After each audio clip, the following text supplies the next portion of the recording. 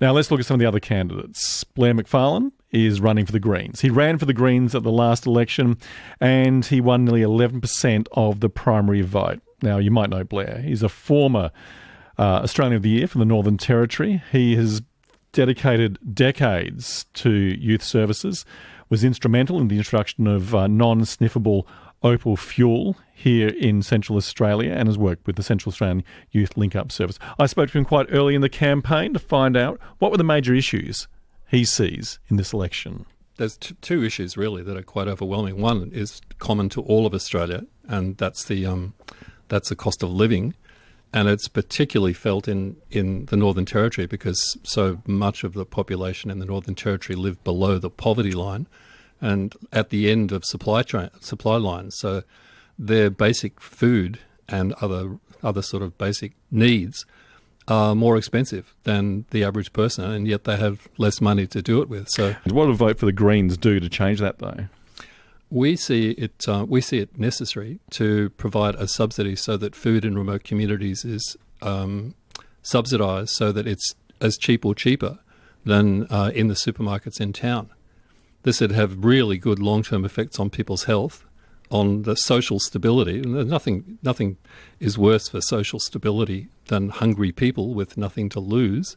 So the Greens that's one of the Greens' policy platforms is moving towards subsidising food in remote communities. Hasn't Labor already gazumped you on this one? Because they have announced that Outback stores and a whole range of community stores are now going to have more than 30 items which will be subsidised to be at the cost of a metropolitan store. So Labor's already gone there. They've already taken your policy. Stolen my idea. That's fine. Yeah. Like, I've been, as you probably remember from our previous engagements, this is something which has been a growing issue, and I've been banging on this drum for like literally years.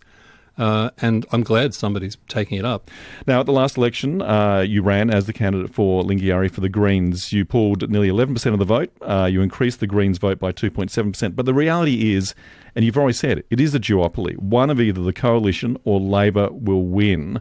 What do you think of Marion Scrimgeour and the job she's been doing as the member for Lingiari for the last 3 years? I think she's been doing good work. She is an experienced and sort of capable person. She's great, but the problem with her is that she's in the Labor Party, and she's not, like all politicians within a party. They have to put their party priorities above their own attitudes. I've spoken to Marion about some issues, and she personally has views which are not the views that she has to pursue. Is every one of the policies of the Greens Party aligned with your philosophy? Pretty much. Yep. Yeah. Like I've been, as you can imagine, I've been sort of like immersing myself in it, and none of the stuff they say is too out there or radical. Like some people say you'll make us bust. I mean, the economy's in a very poor situation already. Some would suggest we can't afford the Greens. We totally can afford the Greens because one of the Greens, and this is one of the things that the Greens always addresses when people say that the we can't afford it thing. Which, to me, I'm always suspicious of politicians who say that, because they can certainly always find the money for a war. They could find, $500 billion for submarines with no problems.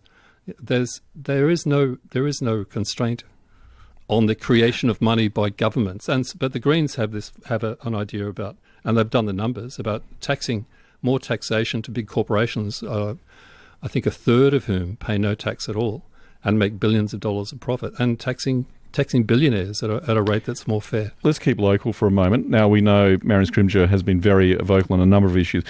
We've seen several summers, say 2 years ago, which saw the PM jet in, deliver a plan for Central Australia.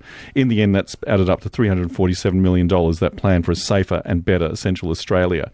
The Labor says they have been dealing with the underlying issues affecting Central Australia and the problems we have both in Alice and beyond. How effective do you think that plan has been? And the money which came with it? The money that came with it.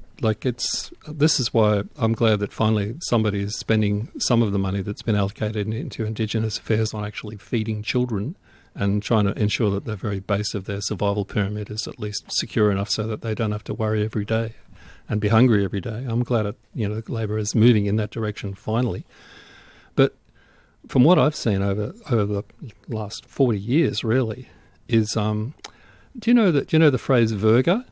Brash? 𝙎𝙐𝙋𝙋𝙊𝙍𝙏 virtual rain, which falls out of clouds and then evaporates on the way to the bottom. That's what most of the money that comes to the Northern Territory is. It's 𝙎𝙐𝙋𝙋𝙊𝙍.